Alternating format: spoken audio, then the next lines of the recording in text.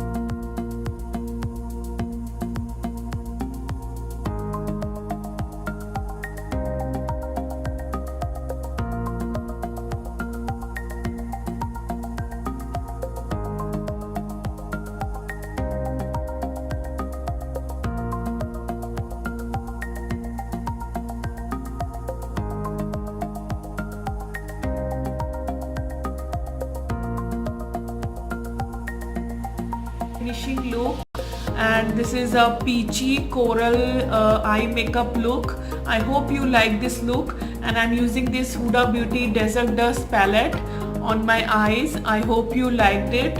And I'm using a MAC look. I'm using this MAC lipstick in a coral shade, which is a very beautiful shade.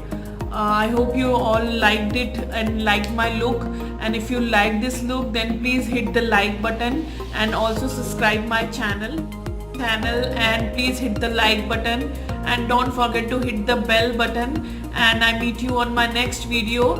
Bye.